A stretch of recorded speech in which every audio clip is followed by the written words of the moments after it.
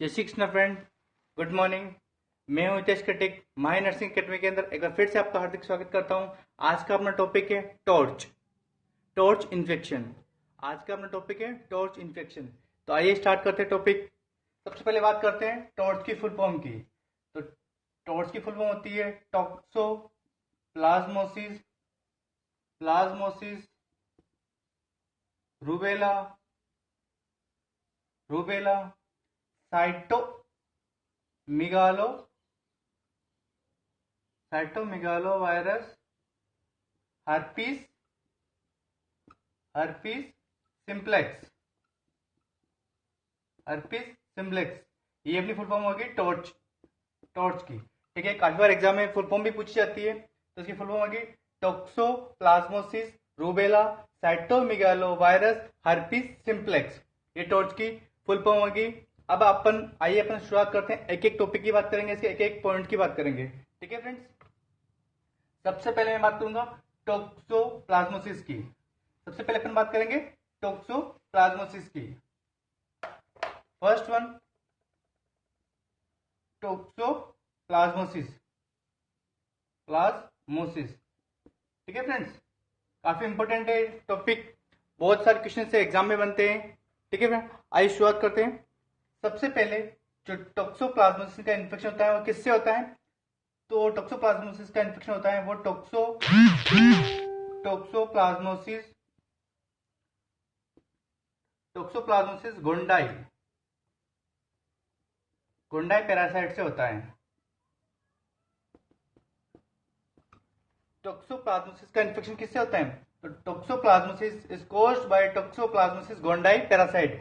Very very important question है, MSPGI Chandigarh में बहुत बार पूछा गया है।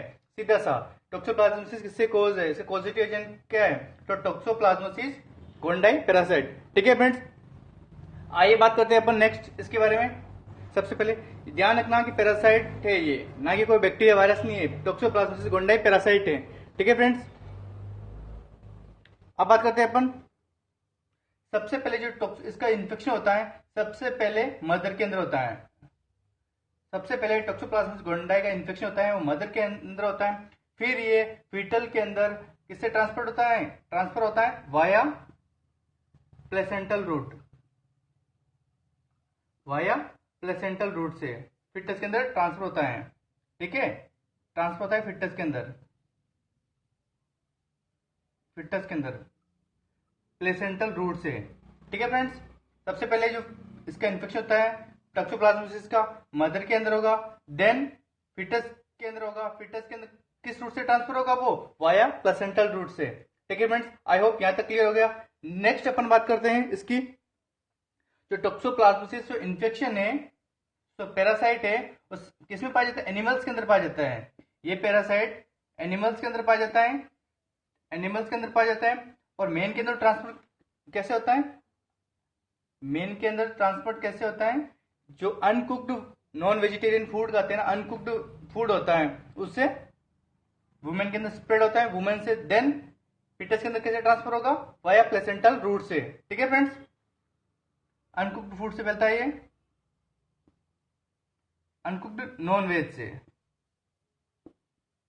ठीक है फ्रेंड्स, ये जो टोक्सोप्लाज्मोसिस गोंडाई का इन्फेक्शन होता है वो जो पैरासाइट होता है एनिमल्स के अंदर पाया जाता है। ठीक है, और जो ये मेन के अंदर कैसे ट्रांसफर होता है? तो जो नॉन वेजिटेरियन होते हैं अनकुक्ड, जो पूरा पकाया हुआ खाना नहीं, जो नॉन वेज नहीं है वो खा लेते हैं, तो उससे ये इन्फेक्शन वुमन के अंदर ट्रांसफर होता है और वुमन से फिटस के अंदर कैसे ट्रांसफर होगा? वाया प्लेसेंटल रूट से। ठीक है फ्रेंड्स, यहां तक आई होप आपको क्लियर होगा। ठीक है फ्रेंड्स, आइए अपन बात करते हैं इसके आगे की बात करते हैं टोक्सोप्लाज्मोसिस गोंडाई के बारे में। जो ये इन्फेक्शन है ना टोक्सोप्लाज्मोसिस गोंडाई का, इसका कोई भी no severe effect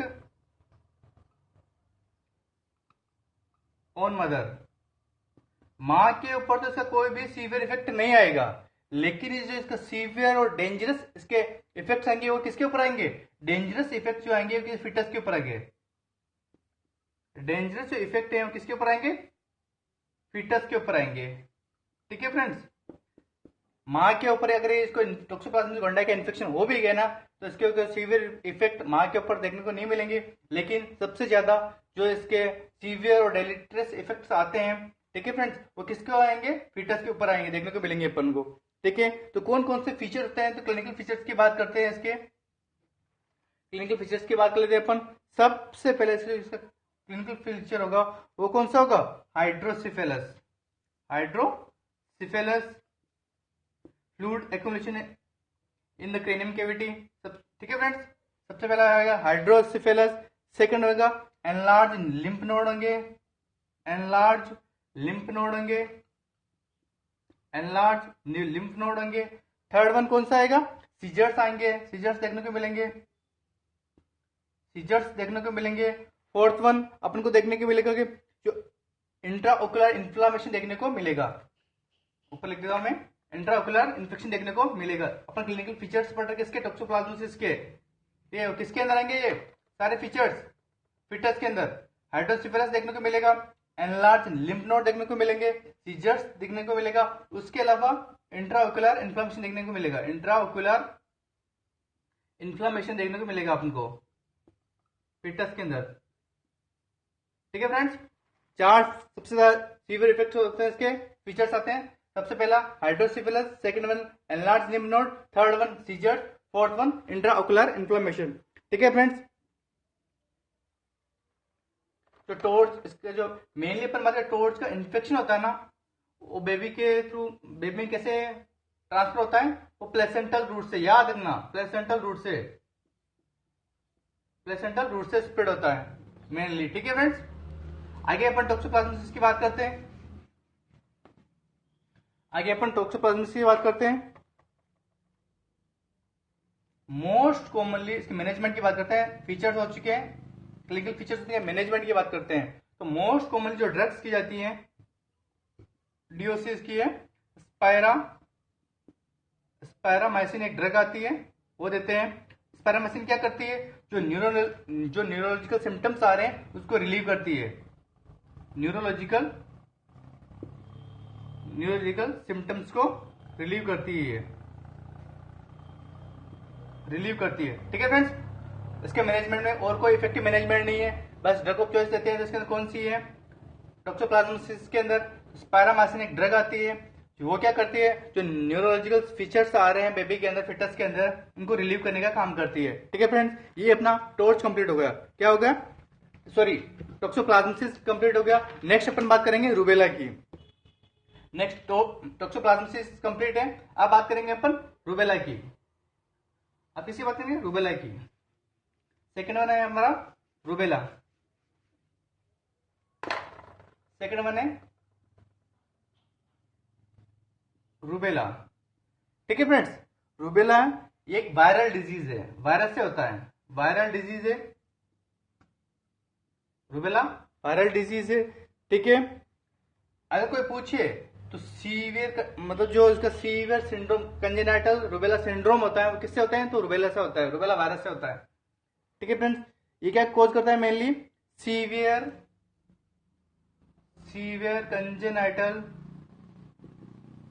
congenital rubella syndrome.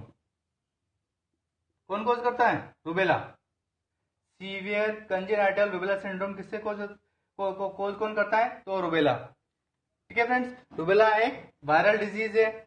Second one, अगर किसी को रूबेला का इन्फेक्शन हो रहा है तो उसके लिए अपन कौन सी वैक्सीन देते हैं, लाइव वैक्सीन देते हैं। पर याद रखना, रूबेला लाइव वैक्सीन है, रूबेला लाइव वैक्सीन है। ठीक है फ्रेंड्स, अगर इसके क्लिनिकल फीचर्स की बात करूं मैं, वायरल डिजीज है, ये क्या कॉज करती है, severe congenital rubella syndrome cause करती है। रूबेला के लिए कौन सी वैक्सीन देते हैं, तो लाइव वैक्सीन देते हैं। ठीक है, रूबेला लाइव वैक्सीन है।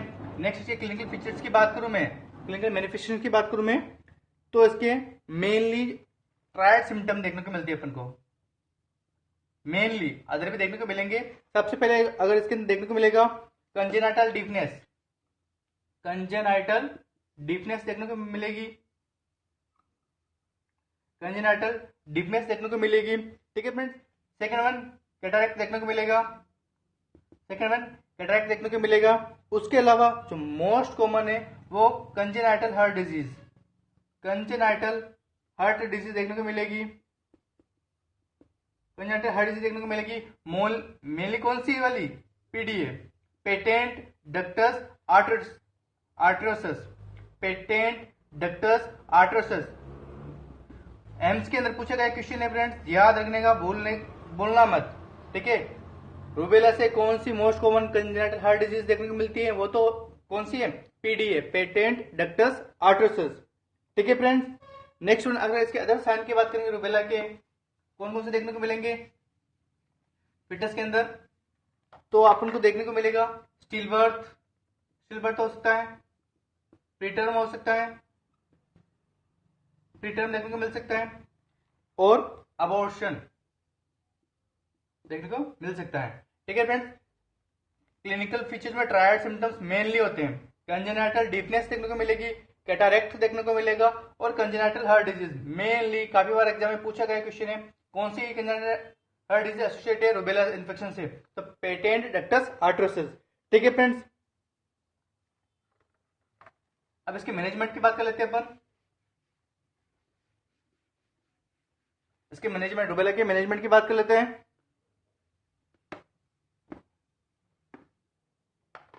सबसे पहले कोई भी एंटीवायरल ड्रग्स नहीं बनी है रूबेला की, नो एंटीवायरल ड्रग्स, कोई भी एंटीवायरल ड्रग्स नहीं बनी है, only for live vaccine, live vaccine है रूबेला का, ठीक है। लाइव वैक्सीन जो करते हैं, अगर अपन को अर्ली मतलब प्रेगनेंसी के दौरान अर्ली डिटेक्शन कर लिया कि रूबेला इन्फेक्शन है, तो अपन को लाइव वैक्सीन, रूबेला का लाइव वैक्सीन दे देना है, लाइव वैक्सीन दे देना है रूबेला का।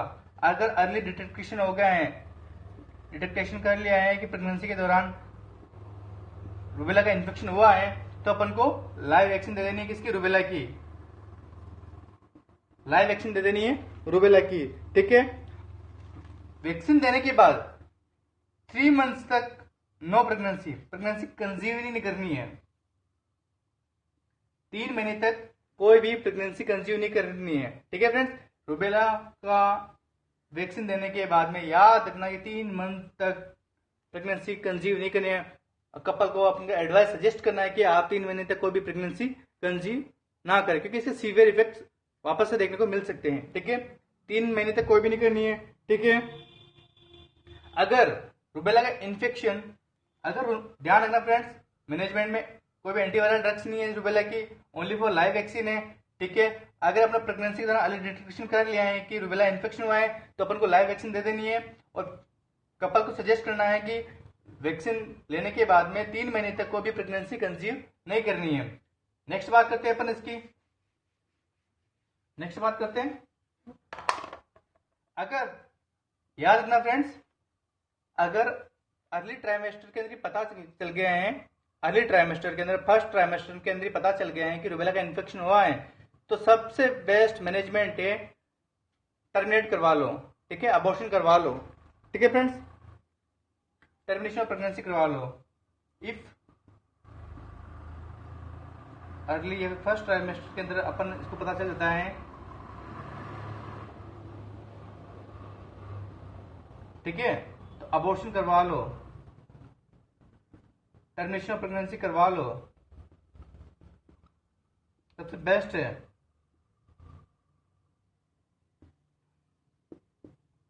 ठीक है।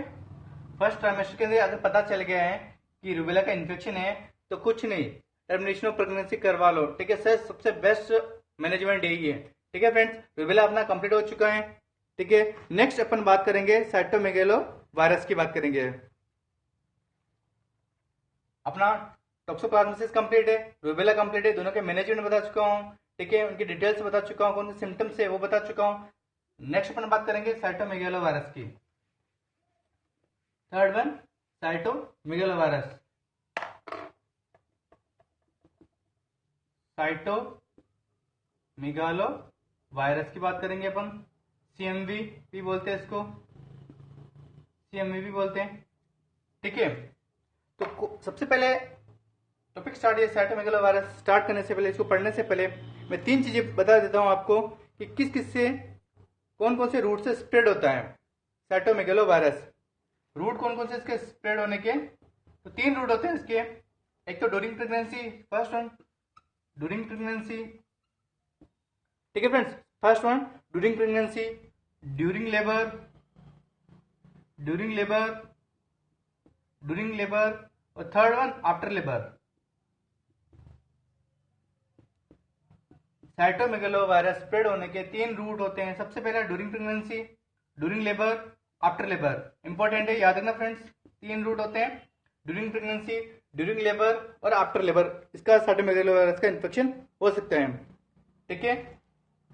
और मेनली स्प्रेड होता है वो किससे होता है? मेनली स्प्रेड होता है वो किससे होता है?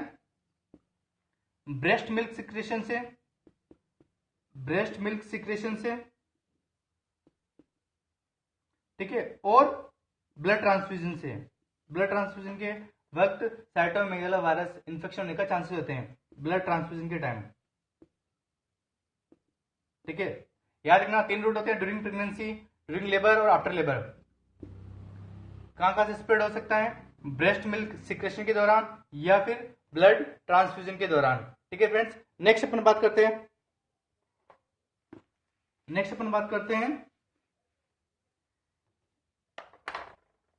साइटोमेगालोवायरस है ना, मोस्ट कॉमन इन्फेक्शन है ड्यूरिंग इंट्रायूटेराइन लाइफ के दौरान। वेरी वेरी इंपॉर्टेंट क्वेश्चन है। मोस्ट कॉमन इन्फेक्शन है, most common infection during intrauterine life, intrauterine life.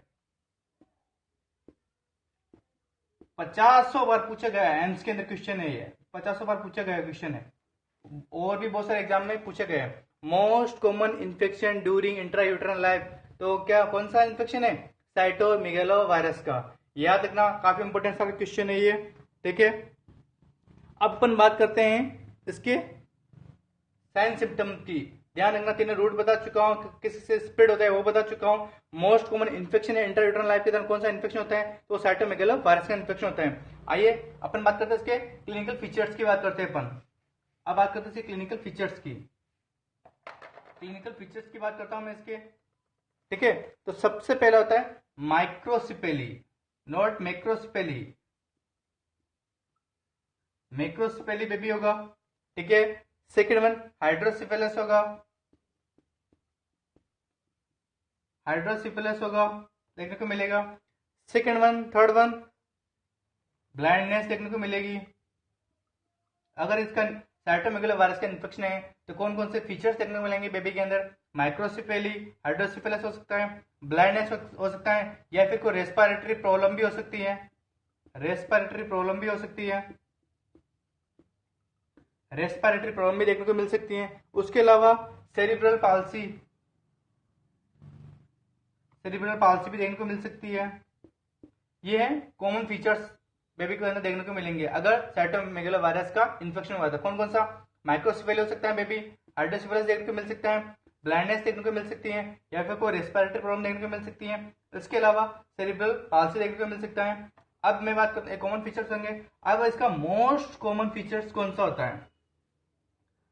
Cytomegalovirus का मोस्ट क्वेश्चन है, काफी इंपॉर्टेंट है, मतलब कितनी बार पूछा गया है? 50 बार।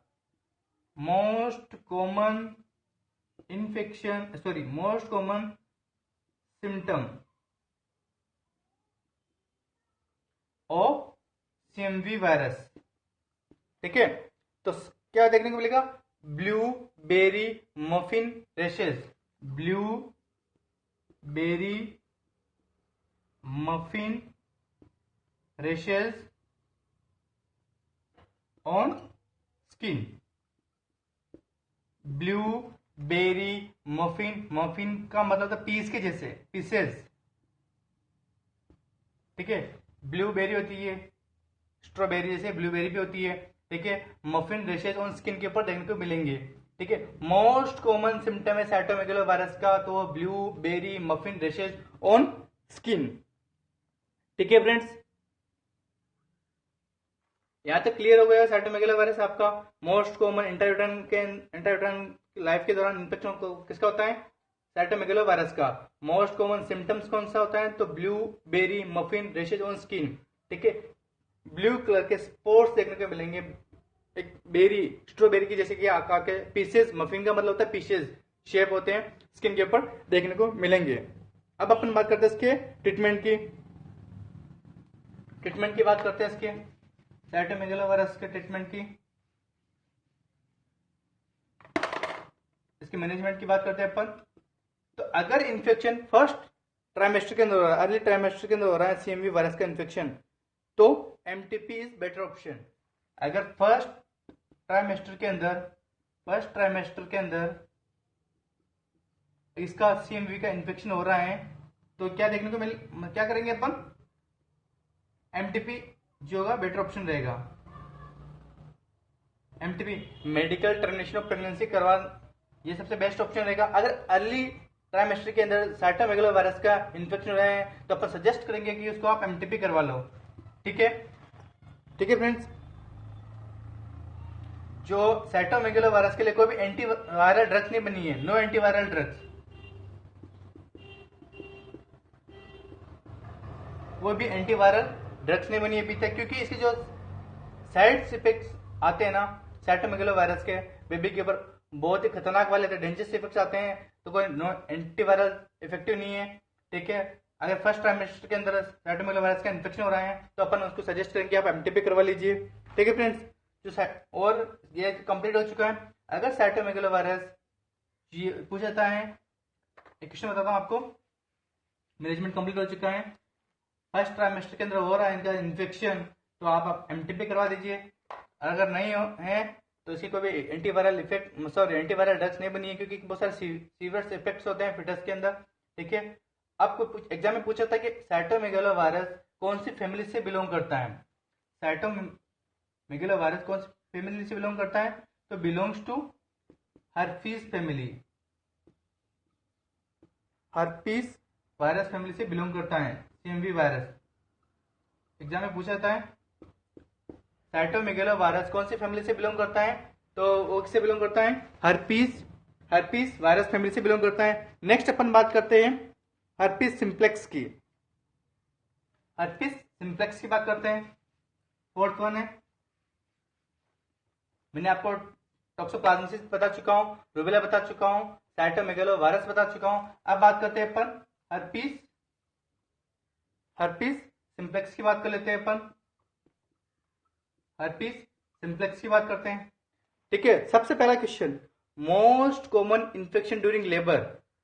ठीक है, जो मैंने साइटोमेगालोवायरस बताया था वो मोस्ट कॉमन इन्फेक्शन है किसके दौरान, इंट्रा यूटेराइन लैब के दौरान, लेकिन यहाँ पे most common infection during labour तो कौन सा है, herpes simplex. First question, most common infection during labour तो कौन सा है, herpes simplex. Very very important question है, most common infection during labour तो कौन सा है, हर्पीज सिंप्लेक्स। ठीक है, जो हर्पीज सिंप्लेक्स है उसके मेनली इफेक्ट्स देखने को मिलते हैं, कहां पे, ब्रेन और किडनी के ऊपर,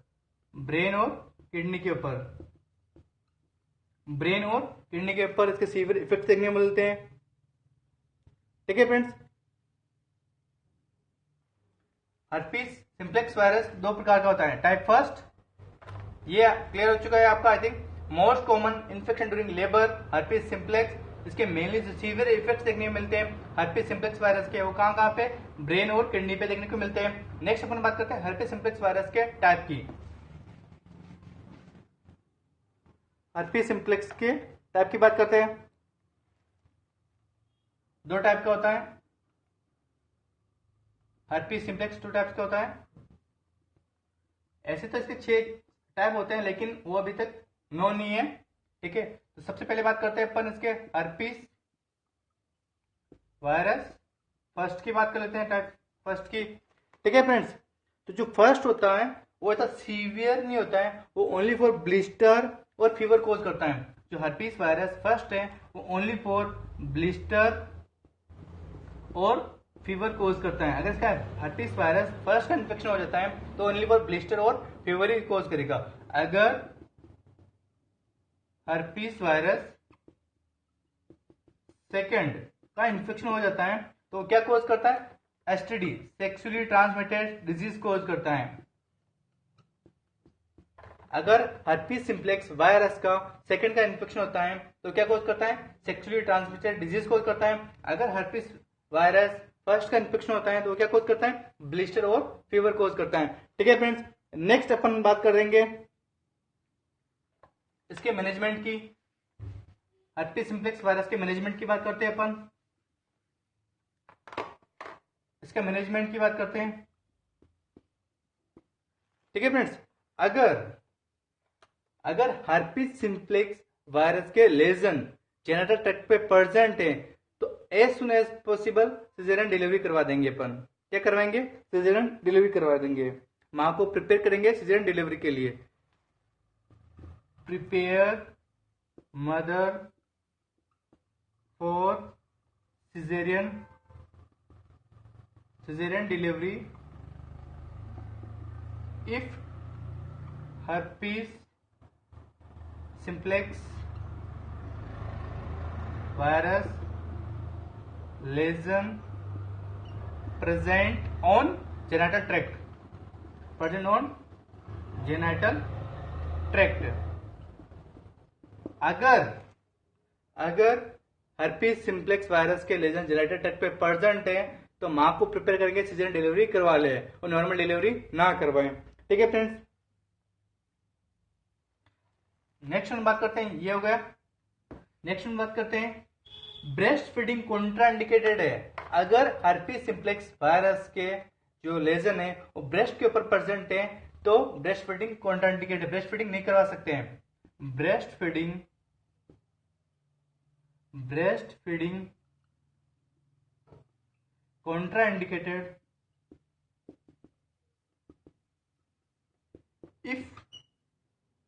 if herpes lesion present on breast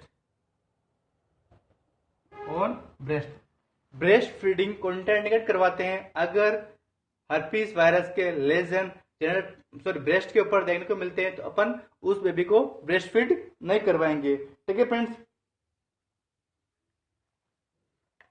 friends, next अपन बात करते हैं, क्या कराएंगे अपन? एसाइक्लोविर जो कि एक एंटीवायरल है, वो अपन 36 वीक्स ऑफ गेस्टेशन पे एसाइक्लोविर जो एंटीवायरल ड्रग है वो 36 वीक्स ऑफ गेस्टेशन पे मां को देते हैं। तो इससे क्या होगा? देने पर क्या होगा? तो इन्फेक्शन चांसेस होने की मतलब संभावना कम रहेगी। ये क्या करती है? एंटीसाइक्लोविर जो इन्फेक्शन होगा उसको कम करेगी, इसके चांसेस को कम करेगी। Decrease chances of infection. 36 week के ऊपर अपन एसाइक्लोविर एंटीवायरल ड्रग्स मां को देते हैं तो वो क्या करेगी? जो इन्फेक्शन के चांसेस को कम करती है। ठीक है फ्रेंड्स, ये अपना हर्पीस सिंप्लेक्स वायरस का मैनेजमेंट कंप्लीट हो चुका है। Most common infection during labour, herpes simplex. Most common infection during intrauterine life is क्या होता है? Cytomegalovirus. ठीक है फ्रेंड्स, ये इसका मैनेजमेंट में पूरा बता चुका हूं।